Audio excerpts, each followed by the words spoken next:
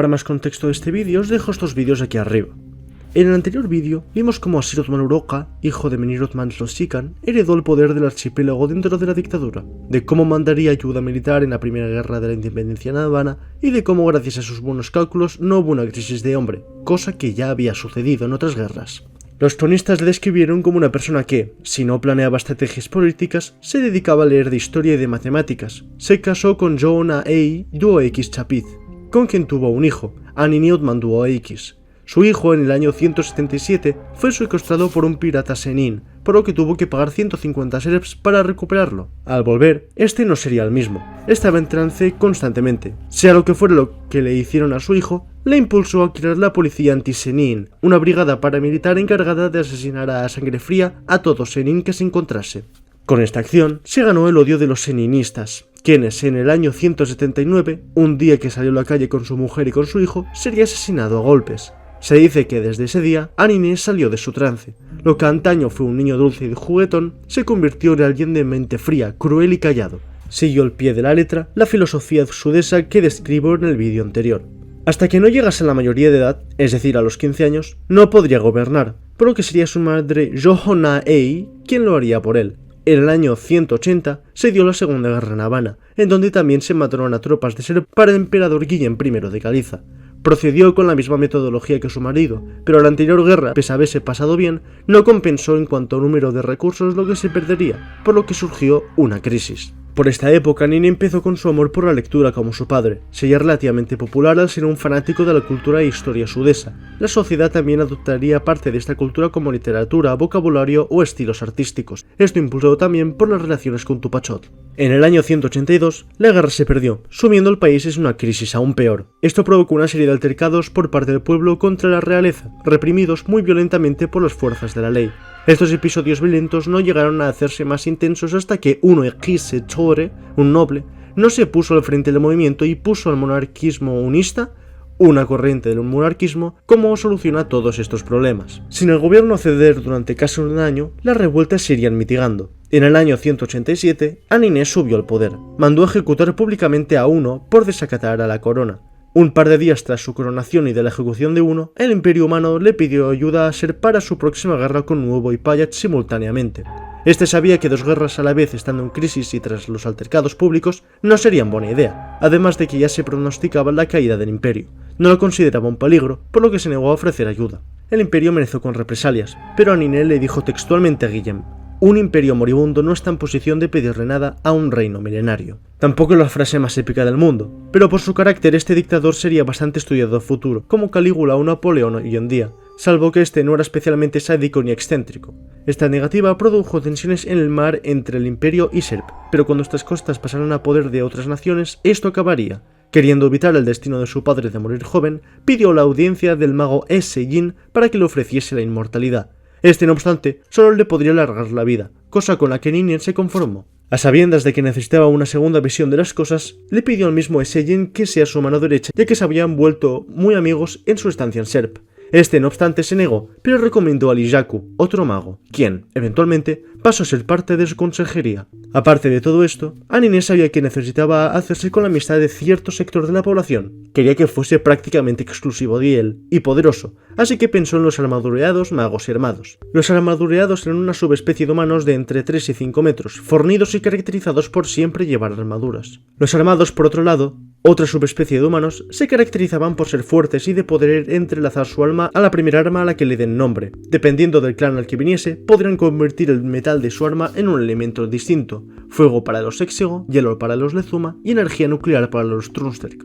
En todos los Usaki eran repudiados, solo en Nord, Nut, en Asip, en algunas partes de Noel, en Chotla y en Sud eran bien recibidos, por el resto del mundo no. Más que bien recibidos, indiferentes ante su existencia. Serp innovaría y prometió un trato especial a los refugiados de Susaki. Entre que tenía un consejero mago que con magia se hizo más longevo y que daba permisos adicionales a armados, magos y armadureados, se ganó el título de Anine el Mágico. Como estaba más cerca de Susaki, tendría un relativo éxito con ellos. Muchos de los armados y armadureados fueron ascendiendo a soldados en brigadas militares para ellos. Los magos, por su parte, devinieron eruditos guerreros. El Imperio Humano, Payat, Gashani y Menoka amenazaron con hacerle un bloqueo comercial por aliarse con lo que ellos consideraban como herejes. Aniné, por lo tanto, amenazó con enviarle a un ejército de lo que tanto temían, no solo poderosos, sino que formados de verdad, cosa que les daba un añadido de peligrosidad. Durante décadas habrían tensiones en las aguas norteñas de Serp, sin nadie a atreverse en cambiarle el status quo por miedo a las acciones del otro. Pero estos países bombardearon con bulos de que en las aguas de Serp había mucha piratería, cosa que era falsa porque los Senin, para este punto, habían prácticamente desaparecido gracias a la policía anti-Senin.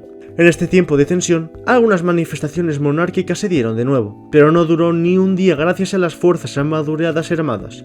Con esto se fundó en lo clandestino la sociedad monárquica. Por otro lado, también se fundó la Unión Seninista y finalmente la Confederación Prodemocrática Serp, ideas tomadas de la filosofía de la antigua Menoka, quienes planeaban diversos atentados. Ante eso, las fuerzas armadas, magas y armadureadas no pudieron hacer demasiado. Ya cuando Susaki cedió en la amenaza del bloqueo comercial, la sociedad monárquica, la Unión Seninista y la Confederación Prodemocrática de Serp se unieron en la Triple Alianza Antidictatorial. Pese a sus ideas contrarias, se unieron y pusieron como líder a Kachako Kitikachinawe, miembro de la casa más rica del archipiélago sin encontrar a la casa dictatorial. Con esto, pudieron pagarse más armamento para sus atentados. Como estas reuniones eran tan clandestinas, se le complicó mucho al gobierno saber de dónde venían, por lo que Aniné fundó la Brigada Antisecreta. No obstante, con lo que no contaba era que la líder de estos movimientos era Kachako Kitikan. Ella, como él en su día, leía mucho de historia, matemáticas y filosofía, por lo que para evitar la desmantelación de su movimiento, se preparó para una guerra, y en el año 265 estalló la guerra de Yoogdei. Las casas Kogitikan, junto con aliados como Miki, Doko, Dueikis y Tekal, atacaron el palacio de Sparrak con un ejército lleno de mercenarios, casa altamente leal a la dictadura, matando en el proceso la cabeza de esta. A sabiendas de esto, la brigada armada salió de Sir, la capital de Yoogdei. Es así que se mandó un batallón a una docena de kilómetros alejados del camino de los armados y armadureados para atacar Sir, centro de los Sparrak y capital de la región. La capital, no obstante, obviamente no había quedado sola, por lo que se dio una batalla en la frontera en una trinchera, cosa que les garantizó no ser aplastados por el ejército armado en un solo instante. El ejército que debía estar en Dakar, no obstante, se movilizó justo después que el primero, también a docenas de kilómetros alejados que el ejército armado. Estos, al llegar a Sir, atacaron ferozmente. Los humanos perdieron la batalla. No obstante, los que estaban en la trinchera salieron de su escondite y cuando los enemigos menos se lo esperaban, atacaron también. La batalla fue dura, eventualmente, pero gracias a este segundo ataque, ganaron. Unas tropas permanecieron en Miki y Doko. Estos se desplazaron para atacar al confuso ejército armado, y los remanentes de Sir también lucharon, por lo que los dictatoriales fueron atacados por tres flancos a la vez, cosa que acabó con ellos. Con el control de la capital y bajo amenaza, Takatana y Biota se doblegaron ante Sir. Esta batalla duró un día y medio. Cuando volvió a amanecer, desde Vila se mandó una flota naval a Sir. No obstante, por mucho armadureado y armado que ahí hubiese, a los armados no se les tuvo en cuenta porque no pensaban que fuese un problema real, fue hundida por los cañones terrestres. Al día siguiente, esta vez desde Vila, Kube y Nolie, atacaron la isla desde los tres extremos de esta. Esto ya de noche, sin ser tan bien percibidos. El poder de Sir sería traspasado a Dueikis para poder maniobrar la invasión desde ahí. No obstante, de batalla en batalla, no pudieron hacer nada hasta con su avance. En menos de mediodía, Kacha pidió la rendición, así que fue escoltada hasta Bebidalnai, en donde discutió con Aniné sus condiciones. Este, no obstante, la mandó a ejecutar en público, no sin antes ser torturada para revelar la posición de las bases secretas de las organizaciones sublevantes. Tras esto, fueron perseguidos, pero todos sus integrantes huyeron a Tichocho con la protección del rey. A sabiendas de esto, Aniné le pidió a Tichocho que trajese a sus políticos presos y este se lo cedió con la condición de que les ofreciesen un juicio justo. Para terminar esto, mandaron a árbitros para que informasen sobre la legalidad de sus procedimientos. No obstante, todos fueron condenados a muerte, y la falta de motivos de los árbitros para acusar a Serp de un crimen de estado al rey le impidió tomar medidas. En el año 237, Aniné sufriría un intento de asesinato por parte de un monárquico, pero su escolta real le salvaría. A raíz de esto, decidió acabar con quien tuviese algún tipo de vínculo con las familias nobles. A cargo de cada región, pondría alcaldes quienes serían sustituidos cada 10 años a su elección. Asimismo, redistribuyó estas regiones para centralizar el poder. Yik, Hlagom, Yoogdei, el norte de Nekachti, el sur de Nekachti y Nekachti-Drishkol. Al mismo tiempo, viendo lo que estaba pasando en Serp y en el Imperio Humano, decidió ilegalizar los ministerios culturales para evitar que movimientos nacionalistas surgiesen, oficializando el Yikek como la única lengua oficial. Esto, no obstante, solo provocó enemistad en estas regiones con el gobierno. Para no parecer que era un rey indeciso, mantuvo su decisión pese al riesgo de sublevaciones regionalistas. Eventualmente surgieron grupos clandestinos agresivos como Bosek Sula, Nijiv Sonda o Nesh Jinzindai, quienes harían ataques con explosivos y otras armas como métodos de protesta. No obstante, no lograron hacer nada demasiado grave. Con miedo de que su longevidad virtual desapareciese por un desliz, se recluyó en su castillo y decidió casarse con la hija de uno de los alcaldes, Sinek Aru. Con ella, tuvo a una hija, Silotman Aru. Pese a que el rey no estaba en contra de que una mujer gobernase, su gran conocimiento de historia y de experiencia le enseñó que eso no era un problema, quería evitar toda la polémica posible, menos de la que ya tenía, por lo que intentó tener otro hijo. No obstante, tuvo a su segunda hija, Sinek II Tmararu. Finalmente, con un tercer intento, tuvo a su hijo legítimo, Anine II Tmararu. Conocedor de las ventajas de tener varios hijos, entre ellas sustitutos al trono en caso de la muerte del mayor, mejor visión popular al ver el cariño que le profesaba a las nuevas generaciones y propaganda para mejorar la fertilidad, empezó a tener hijos a mansalva. Asir II Otmanaru, Chahaslel Otmanaru, Isosesi V Otmanaru y finalmente a su última hija, Halal Otmanaru, el último parto de la reina Sinek, el cual acabó con su vida ya que su cuerpo no daba más y por ciertas complicaciones al momento de dar a luz. Pese a los intentos de los médicos y del mago real, quien iba heredando su poder a quienes decidiesen tenerlo, acabó por desangrarse. Halal acabó con problemas de aprendizaje, tenía casi todos los músculos atrofiados y era muy débil ante las enfermedades. No obstante, los cronistas, incluso los que eran de países contrarios, concordaban con el hecho de que, pese a sus dificultades, era una de las niñas más dulces que habían conocido. Desgraciadamente, murió a la edad de 8 años y medio por una enfermedad no especificada. Entre la muerte de su mujer, de quien acabó por enamorarse realmente, y de su hija, a la cual apenas le dejó salir pese a que no le acababa de gustar la idea, el rey Anine acabó en una terrible melancolía. Se hundió en los excesos, descuidó su gobierno y se encerró en sí mismo hasta que en el año 268, a la edad de 93, con la apariencia de un hombre de 30, se lanzó de la azotea de su castillo, cayendo en su jardín. Su hijo mayor, Anine II Tmararu, pues tomaría el trono. Este sería llamado el confiado, por lo que veremos a posteriori. Durante toda la dictadura, se había preferido que los armados y armadurados tuviesen hijos solo con su misma especie, más no con los humanos, para evitar que estos genes se deshagan. No obstante, se dio un escándalo al descubrirse que el soldado de la brigada armada más poderoso de todos era híbrido humano. Su fuerza, incluso para ser armado, era terrorífica, por lo que legalizó estos cruces, y con un grupo de médicos empezó una serie de experimentos. Cruces entre humanos, armadureados y armados. Descubrió que los armadureados y los humanos no eran compatibles de ninguna manera. Si la madre era humana, esta moría por el tamaño del feto, y si era armadureada, el feto salía terriblemente deformado y moría a las pocas horas. Se debe tener en cuenta que el tiempo de gestación de un armadureado es de 12 meses, por lo que siempre salían prematuras al salir siempre a los 9. No obstante, los humanos y los armados sí eran compatibles. No obstante, la madre debía ser fuerte, ya que de no ser así, el feto no llegaba a crecer bien y se solía sufrir de un aborto espontáneo. Aun siendo fuerte, el riesgo de enfermedades era alto, pero la letalidad era relativamente débil. Esto ocurría tanto si la madre era armada o no. Los armadureados y los armados, en cambio, solo eran compatibles si la madre era armada. De otro modo, el resultado era el mismo que si la madre fuese humana con un armadureado. Los híbridos, por otro lado, eran compatibles con armados, armadureados y humanos al mismo tiempo, y no había complicaciones en la gestación. No obstante, tras la investigación se concluyó que la tasa de éxito era muy baja, y el riesgo de muerte de la madre y del hijo y de su sufrimiento eran demasiado altos como para que esto fuese factible. El rey solo hizo caso al primer hecho, pero eso le bastó como para no fomentarlo más. Igualmente, lo legalizó y publicó los riesgos, cosa que fue bastante criticada internacionalmente por los métodos que se habían utilizado para lograrse esas conclusiones. No obstante, Anine II se excusó diciendo que los sujetos de prueba fueron voluntarios. Al cabo de unos años, al ver que tantas madres armadas, humanas y armadureadas morían por intentar tener hijos con las demás especies humanas y con la presión de los alcaldes más conservadores que querían una SERP, pese amigable con los armados y armadureados, mayoritariamente SERP, volvió a ilegalizar estos cruces y a las relaciones amorosas entre las especies humanas. Aclaró que los magos, pese a adquirir poderes, no cambiaban de especie al transformarse. Podían haber armados tanto armadureados como humanos como armados. Todos los hijos de Anines I, a medida que iban naciendo, eran dotados con la longevidad de su padre a manos del armado real del momento.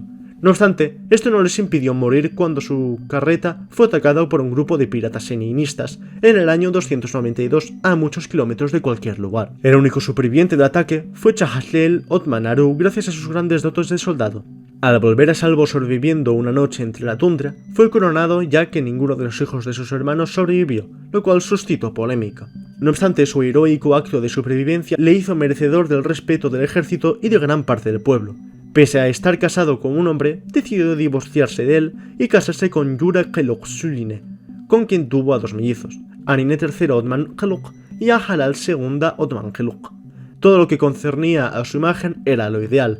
Muchos otros países los tuvieron en cuenta en sus cotilleos. No obstante, en cuanto a lo político, fue bastante denunciado por la prensa internacional. Como venganza de lo que le había pasado a su padre de pequeño y a sus hermanos, hizo campos de exterminio a Senin y las familias de estos. Se cree que 560 Senin fueron asesinados y 3000 civiles también solo por ser familiares de estos o simplemente por ir en contra de Chahaslel. Aparte, solía pronunciar discursos bastante nacionalistas en donde afirmaba que la cultura del sur de Nekachti debía ser la única en el mundo, así como hacer maniobras militares muy cerca de la costa de Gashani, enemigos. Las influencias de la cultura sudesa, por lo tanto, se fueron mitigando. Como último punto a destacar, promulgó leyes proteccionistas, es decir, en donde daba preferencia a los productos que se producían en Serp antes de los de fuera. Como podréis imaginar, pese a que Serp era fértil, no puede aportar mucho más en cuanto a materia prima, de ahí que no se desarrollará muy rápidamente antes de las invasiones sudesas y bellota, por lo que ya imagináis la clase de crisis y mercados negros que se harían allí. En el año 301, salió a la luz un supuesto hijo bastardo de la casa Cogitican que sobrevivió a la masacre monárquica. Según investigaciones de magos, no mentía. Choat Cogitican pidió un combate contra Chahaslel en las ruinas de las arenas que ahora se habían convertido en una suerte de patrimonio delante de bastantes civiles. Chahaslel sabía que, si simplemente mandaba que se lo llevasen, posibles movimientos en su contra renacerían, por lo que no tuvo otra opción más que aceptar. Choat Cogitican era de constitución fuerte, como todos los Cogitican. Aparte, se había entrenado con un armado híbrido que había sido infiel a su rey. Este le dijo que Menir escribía las leyes en primera persona, dejando a entender que solo eran válidas en su gobierno, entre ellas la que anulaba el anterior pacto de sangre, por lo que podía pedirle el trono a la fuerza como antaño aprovechando este agujero legal. Por mucha longevidad que tuviese Chahaslel, tenía la misma fuerza que un humano, lo suficientemente entrenado. Se considera esta pelea como la más épica de Serp. Finalmente ganó Choat, a quien se puso como rey. Con la esperanza de unos oídos más atentos, seninistas, monárquicos, regionalistas y demócratas pidieron que se hiciese una corte para que sus ideologías tuviesen más voz, tomando de ejemplo los modelos que algunos países de Susaki estaban tomando, cosa que aceptó.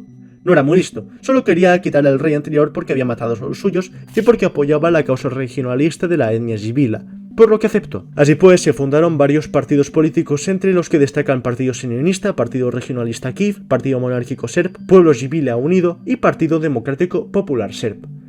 Iniciando con el periodo de la modernización, se había quedado atrás política, tecnológica y culturalmente de los países circundantes. Se harían planes para modernizarlo todo. Los centralistas, al ver que su sistema se iba al garete, hicieron manifestaciones enfrente del Castillo Real. Choat salió al balcón y dijo explícitamente, bueno, en su idioma, si queréis que se os escuche, haced un partido político y uníos a nosotros en las costes. Esto funcionó para unos, formando centralismo para el pueblo. Para otros, en cambio, supuso un gran agravio. Parte del ejército, comandado por el general Talyur Trunsterklezuma, dirigió un ejército para atacar a Bibi Talnai desde dentro. Los que estaban en los cuarteles militares de las afueras fueron en desfile a la ciudad para atacar, y los que estaban dentro de guardia atacaron al castillo e intentaron neutralizar las defensas de los muros. La defensa del muro y del castillo, no obstante, fue impecable. Para lo único que era bueno Choat era para lo militar y propagandístico, por lo que pudo resistir bastante bien en un inicio. Los soldados que atacaron de dentro pronto fueron neutralizados por los que no estaban a favor de Talyur y por lo que estaban de descanso de guardia. A los supervivientes se les permitía luchar a favor del nuevo rey. Los que no, en cambio, serían ejecutados. Por el miedo, la mayoría se puso a favor de Choat. Una minoría acabó colgada de una soga. En la noche del tercer día, los soldados del bando de Choat salieron del muro para atacar a las trincheras y a los campamentos que les rodeaban. El ataque sorpresa fue un éxito. Pese a ganarse la batalla, no se había ganado una guerra. Talyur huyó a Porkeaid y desde ahí comandó la guerra civil de Serp. El país quedaría dividido entre los choatistas y los chahasleelistas. Unos permitieron la entrada de suministro de fuera, recibiendo apoyo de Tichocho, Payat, Canoquias y de Trirocia, cosa que les permitió avanzar rápidamente por el terreno chahasleelista. Los talyuristas, en cambio, tardaron más en ceder. Cuando la región de Porkea fue rodeada y Yookdei quedó totalmente anexionada, pidieron ayuda a Tupachotl, quien les dio armamento y soldados, cosa que ayudó a frenar el avance choatista. Primero se centraron en contener a Yakum y a Yik, pero luego concentraron su poder en Porkea, Veían que iban perdiendo, querían al menos quedar como una ciudad-estado, pero tras un año de asedio cedieron y los líderes principales taluristas fueron ejecutados. Choat planteó la idea de expulsar a los armados magos y los armadureados por su predilección por el bando chajalelista. No obstante, la mayor parte del Senado, compuesto en un porcentaje relativamente pequeño por armados, armadureados y sobre todo magos, se opusieron. Viendo que tema político no se le daba muy bien, puso como presidente de SERP a Melirku Beka Dedo, cosa que también suscitó polémica. Choat, por su lado, se conformaría con un título real más bien simbólico. Ciertas manifestaciones centralistas se irían dando, por lo que Melir proclamó un estado marcial, en donde estas manifestaciones quedaban a manos de los militares. Estas, pues, fueron suprimidas con mucha violencia. Tras la naturaleza de su intromisión al gobierno y por sus violentas decisiones, se dio una moción de censura y salió como presidente Ajeloka Kodum del Partido Democrático Popular de SERP. Esto oficializó los 7 idiomas de SERP supervivientes del centralismo, abrió sus fronteras para quien quisiera comerciar con él e inició un plan de modernización activo. Se solía hablar del tema en discursos políticos, pero aún no se había hecho nada. Adquirió tecnología que en el momento de la UN se había normalizado, pero que la UN no tenía, como la televisión, el ferrocarril o el teléfono fijo. Hasta entonces solo había casillas telefónicas. El Centro Tupachotl Espacial, por otro lado, pretendió usar a Dirir como su lanzador espacial gracias a su buena geolocalización. Tras el cambio más democrático del gobierno, Tupachotl tuvo que ceder ante sus políticas absolutistas por la presión de Tuichocho y de SERP, sus únicos posibles aliados comerciales. Este presidente fue bastante bien acogido por la opinión SERP internacional. No obstante, sus 6 años máximos de candidatura acabarían y sería votado Sekape Kodakin, también del Partido Democrático Popular de SERP, quien sería mucho más extremista que sus predecesores. Fue polémica por su apoyo a ideales mujeristas, y sí, es el equivalente al feminismo de la ONU, y suscita el mismo tipo de polémica que nuestro mundo, por la legalización de los sindicatos obreros, por la legalización de la homosexualidad entre las mujeres, y lo más polémico, el asesinato al rey. Mandó a unos soldados para que sacaran a la familia real del palacio de noche aludiendo que el rey de Tichocho quería hablar con ellos. Cabe aclarar que este estaba supuestamente desaparecido por la revolución Tichocha, que respondía a una ola revolucionista que estaba ocurriendo en el suroeste de la UN, por lo que bajaron para atender a sus huéspedes. Pero en vez de encontrarse con ellos, se encontraron con sus asesinos. Tras varias lunas de investigación por parte de los partidos monárquicos y centralistas, se determinó la identidad de quien mandó esta ejecución, la mismísima presidenta. Es así que, tras el escándalo, dimitió. Tras unas nuevas elecciones, la opinión popular favoreció a los centralistas, quienes ganaron ante el poder de Pole Kodoma del Partido Centralista para el Pueblo. Este, a sabiendas de que la política de SERP podría irse al garete, decidió hacer un pacto de sangre. Ahora algo más simbólico, no tendrían que unir este pacto con sangre literalmente. El pacto de sangre del 315, en el que se dividían las regiones del archipiélago como antaño. Pese a convenirle una unificación de la identidad nacional, era muy nacionalista, y había quien decía que le importaba más el simbolismo que la política realmente, cosa que obligó a Centralismo para el Pueblo en escindirse en el Partido Centralista Integrista Político Movilista. Aparte, establecería una manera de votar más estable, o sea, sin cambios en la organización legislativa desde este nuevo gobierno, y un control de aduanas constante, en donde se les daba prioridad a los nativos de las islas antes que a los de fuera. Podría continuar con este lore, pero lo dejaré aquí porque no quiero que esto se haga infinito. En lo personal me ha gustado bastante realizar esta serie, espero que a vosotros también os haya gustado verla. En fin, con esto dicho, Tlelinak.